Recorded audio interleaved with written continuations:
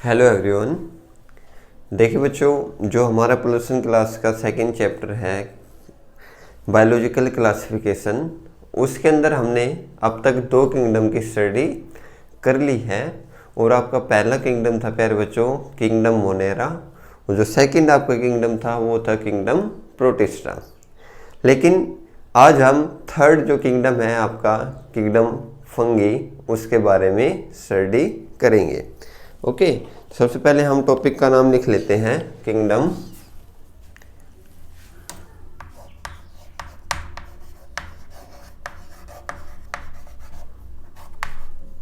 कौन सा बताए प्यारे बच्चों, फंगी। ठीक है, और ये आपको कौन सा किंगडम है, थर्ड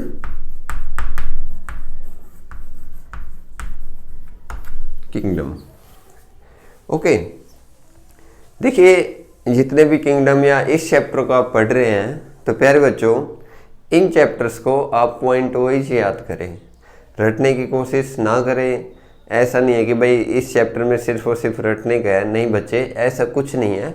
इस चैप्टर को अगर आप समझ के करोगे तो आप इसको ईजिली याद कर पाओगे। तो सबसे पहले हम बात कर रहे हैं इसके कुछ कैरेक्टरिस्टिक्स की। एक जो किंगडम फंगी है ये प्यारे बच्चों एक यूनिक किंगडम है, सबसे अलग किंगडम है। और इसके अंदर जो ऑर्गेनिजम्स है वो है प्यारे बच्चों हिट्रोट्रोपिक। कौन से ऑर्गेनिजम्स है, हिट्रोट्रोपिक। तो unique kingdom of heterotrophic organisms. First characteristics,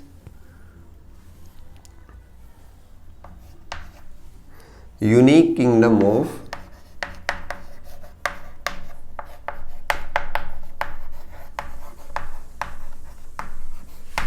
heterotrophic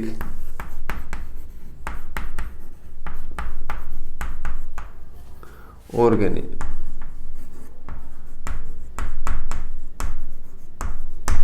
okay, ये थी इस किंगडम की फर्स्ट कैरेक्टरिस्टिक्स। सेकंड है कि इस किंगडम की प्यारे बच्चों ग्रेट डाइवर्सिटी और हैबिटेट है। क्या है, ग्रेट डाइवर्सिटी मिलेगी किस किस के अंदर, हैबिटेट के अंदर। और इनकी जो मॉर्फोलॉजिकल स्ट्रक्चर है, इनका जो आउटर अपीयरेंस है उसके ऊपर और इनकी हैबिटेट के ऊपर प्यारे बच्चों आप इनके अंदर ग्रेट डाइवर्सिटी देख सकते हैं। मतलब इतनी ज़्यादा फंगी है किस बेस के ऊपर, इनके हैबिटेट के ऊपर, और जो इनका मॉर्फोलॉजिकल स्ट्रक्चर है उस बेस के ऊपर। There are a lots of या there is a wide diversity of the kingdom fungi. Okay, तो ग्रेट डाइवर्सिटी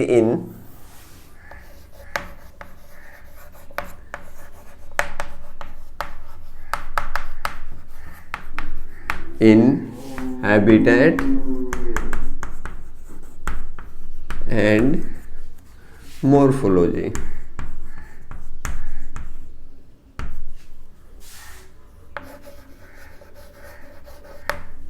ओके, अब इसका आप सोच रहे होंगे कि फंगी आप किसको बोलेंगे। देखिए बच्चों, जो मार्केट के अंदर मशरूम आती है, आपने मशरूम खाई होगी, जैसे उनका स्ट्रक्चर कुछ ऐसा होता है, ये इस टाइप की आप मशरूम खाते हैं। ये भी बच्चे एक किसका एग्जाम्पल है, फंगी का एग्जाम्पल है। फॉर एग्जाम्पल फंगी, देखिए एक तो टाइप ये हो गई, एक जो आपके रोटी के ऊपर लग जाती है वाइट इन कलर की, क्या उसका स्ट्रक्चर मशरूम जैसा होता है, नहीं होता। देखिए हमने बच्चे गलत लिख दिया। फॉर एग्जाम्पल मशरूम, जो मशरूम का स्ट्रक्चर होता है और जो फंगी आपके रोटियों के ऊपर लगते हैं, क्या उन दोनों का स्ट्रक्चर सेम है, नहीं है। इसी बेस के ऊपर प्यारे बच्चों इनकी क्या है, great diversity in their habitat and the morphology. और देखिए एग्जांपल इसके, जैसे white rust on the mustard leave, जो सरसों की लीफ होती है उसके ऊपर आप वाइट कलर के स्पॉट देखते होंगे। प्यारे बच्चों ये भी एक किसका एग्जाम्पल है, फंगी का एग्जाम्पल है। White spot on the mustard leaves are parasitic fungus. white spots on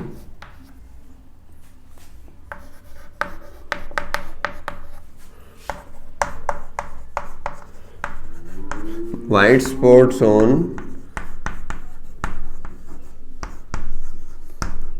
mustard leaves are the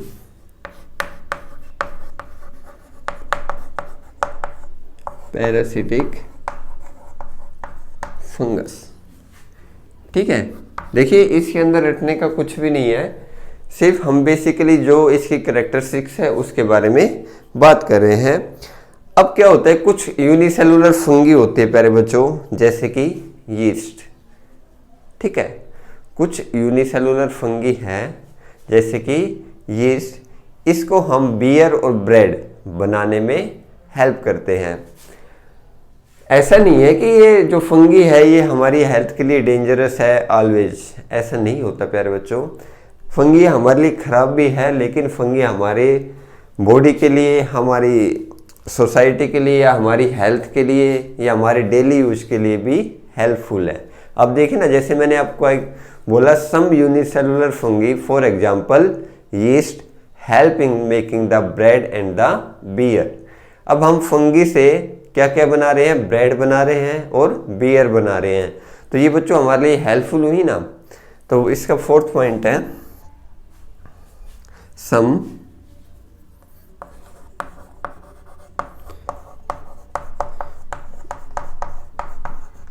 unicellular fungi,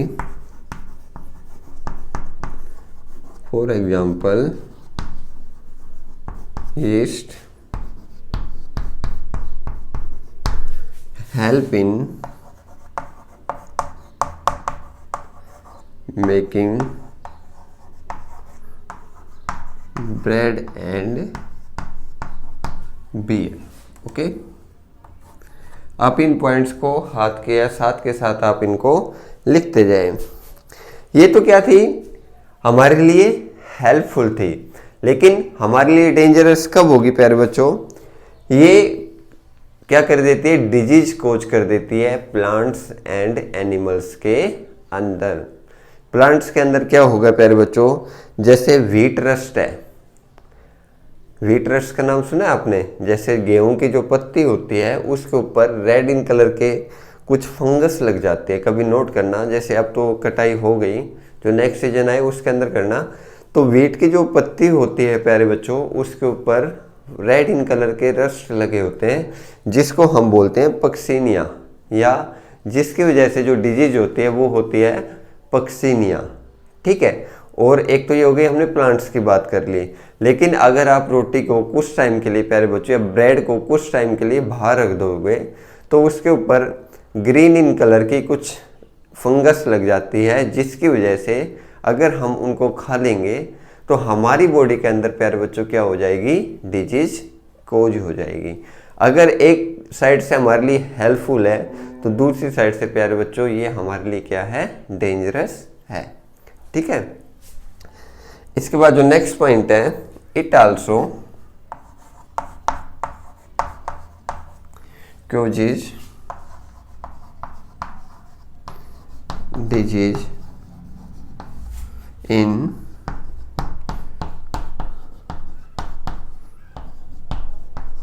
plants and animals। For example,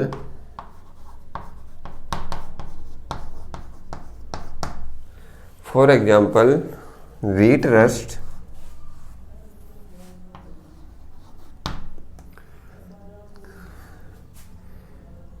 causing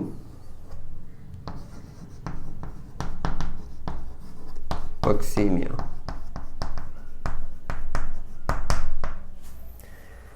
क्या है, व्हीट रस्ट हो जाता है, जिसके अंदर डिजीज कौन सी हो जाती है प्यारे बच्चों, पक्सीनिया हो जाती है। अब देखिए, ऐसा कोई कंडीशन नहीं है कि जो फंगस है वो इसी इन्वायरमेंट के अंदर मिलेगी, कि भाई हॉट टेम्परेचर होगा वहीं पे आपको फंगस देखने को मिलेगी। नहीं बच्चे, फंगस आपको मोस्टली हर जगह मिल सकते हैं। ये आपको एयर के अंदर भी मिल सकते हैं, ये आपको वाटर के अंदर भी मिल सकते हैं, ये आपको सोयल के अंदर भी मिल सकती है, ये आपको एनिमल्स के अंदर भी मिल सकती है, ये आपको प्लांट्स के ऊपर भी मिल सकती है। तो it can found in the different places, for example soil, water, air, on plants and the animals. Okay, it found, या हम लिखेंगे found in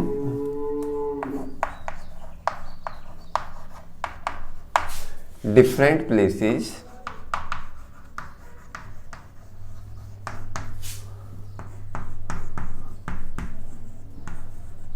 like air,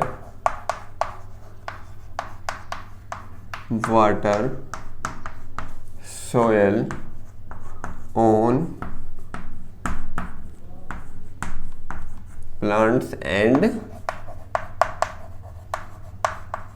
animals.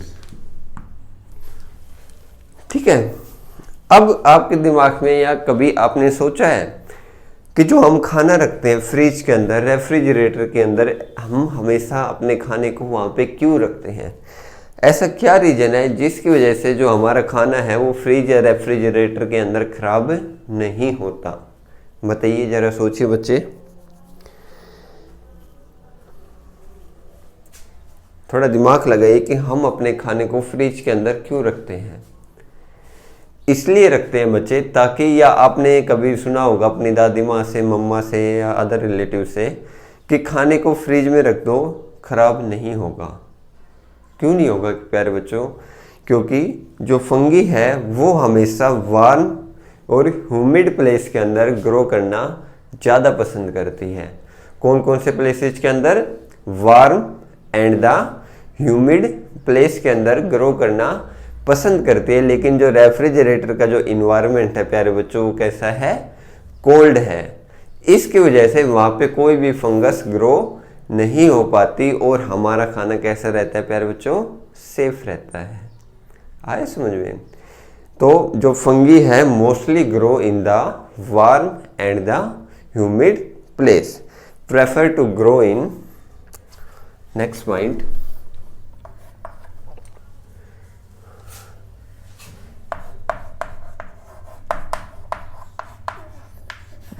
prefer to grow in warm and humid place। ये थी कुछ प्यारे बच्चों fungi की कुछ कैरेक्टरिस्टिक्स। अब हम इसके कुछ structure, what the type of reproduction, उसके बारे में स्टडी करते हैं। देखिए इसके अंदर मैंने कुछ लिखा था, विच पॉइंट, हाँ, some unicellular fungi for example yeast help in making bread and the beer. Yeast को छोड़कर, expect yeast that is unicellular, most fungi are filamentous. सबसे मोस्ट इंपॉर्टेंट कैरेक्टरिस्टिक्स, यीस्ट को छोड़कर मोस्ट जो फंगिस होती है या फंगी होती है प्यारे बच्चों, वो कैसी होती है? फिलामेंटस। फिलामेंट लाइक स्ट्रक्चर उनकी बॉडी के अंदर प्रेजेंट होता है। तो इसके अंदर जो नेक्स्ट इंपॉर्टेंट पॉइंट है, एक्सपेक्ट यीस्ट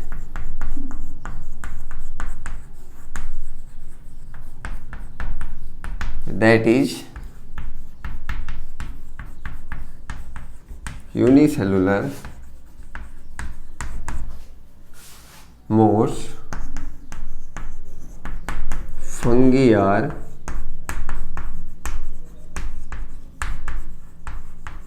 filamentous।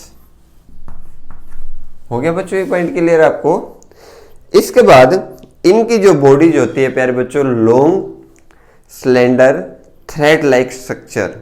कैसी? Bodies have long, slender, thread-like structure called hyphae या hypha। Long, slender, thread-like structure called hypha। देखिए bodies have, मैं इसको समझाऊंगा अभी, ये बार लिख लेते हैं।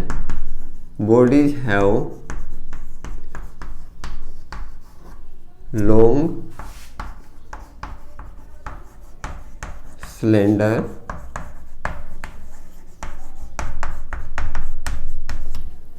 थ्रेड लाइक स्ट्रक्चर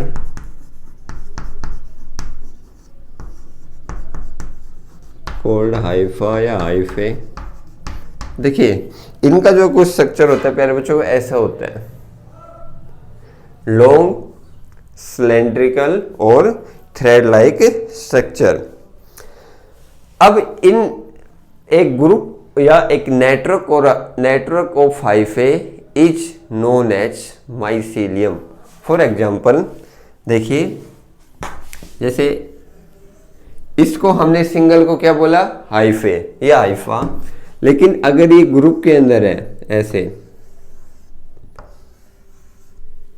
इस चीज को प्यारे बच्चों हम बोलेंगे माइसीलियम। क्या बोलेंगे, माइसीलियम। तो नेक्स्ट पॉइंट हमारे अंदर आ गया, a network of hyphae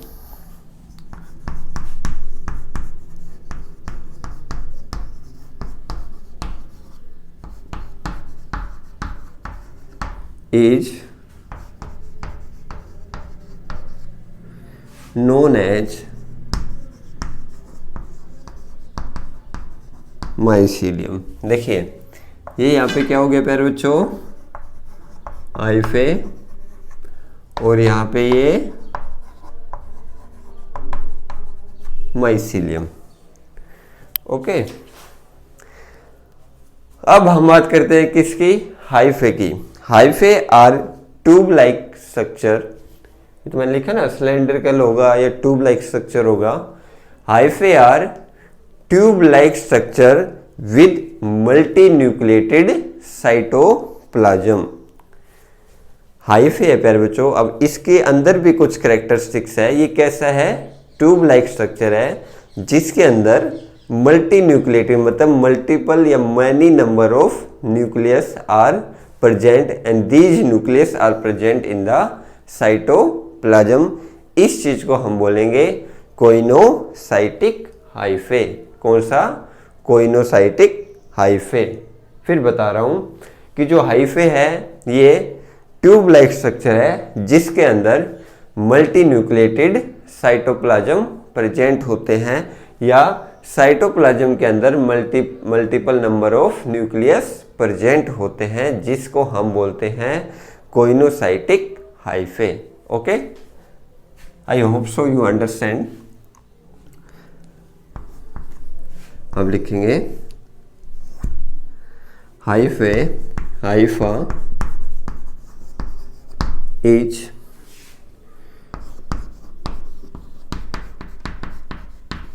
tube like structure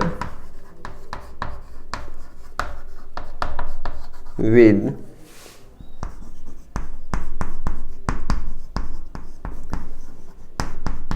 multinucleated cytoplasm called coenocytic hyphae. Okay, अब सेल वॉल है जो फंगी है, इसके जो सेल वॉल है प्यारे बच्चों वो काइटिन और पॉलीसैकेराइड्स की बनी होती है। कौन कौन सी, cell wall of the fungi are made up of chitin and the polysaccharide. जो नेक्स्ट इंपॉर्टेंट पॉइंट है, ये नीट के अंदर भी पूछा गया है, सेल वॉल ऑफ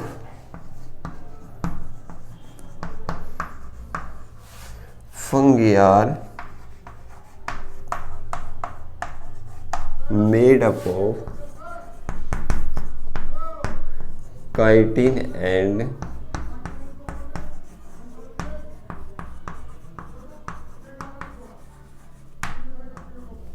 पॉलीसैकेराइड्स। इसके बाद आपके एनसीईआरटी के अंदर सैप्रोफाइट्स क्या होते हैं, पैरासाइट्स क्या होते हैं, ये आपको आई होप आप इनको बहुत आसानी से या बहुत अच्छे तरीके से जानते हैं। लेकिन अगर फिर भी आपको सैप्रोफाइट और पैरासाइट्स के अंदर डाउट है तो आप मुझसे पूछ सकते हैं। इसके बाद जो हमारा नेक्स्ट लेक्चर होगा प्यारे बच्चों, उसके अंदर हम जो सेक्सुअल रिप्रोडक्शन होता है या जो एसेक्सुअल रिप्रोडक्शन फंगी के अंदर होता है वो किस टाइप का होता है, और जो इनके अंदर सेक्सुअल लाइफ है उसके क्या क्या स्टेप्स हैं, उसके बारे में जो हमारा नेक्स्ट लेक्चर होगा उसमें हम स्टडी करेंगे। और आप आई होप, मैं आपसे आशा करता हूँ कि आप इनके नोट्स भी अपने साथ साथ बना रहे हैं। प्यारे बच्चों, ये लेक्चर देखने के बाद, जितने भी लेक्चर हैं उनको देखने के बाद आप एक बार एनसीईआरटी की बुक है वो आप एक बार अवश्य पढ़ें। उससे पढ़ने से आपको और इजीली समझ आएगा। And thanks a lot, have a nice day.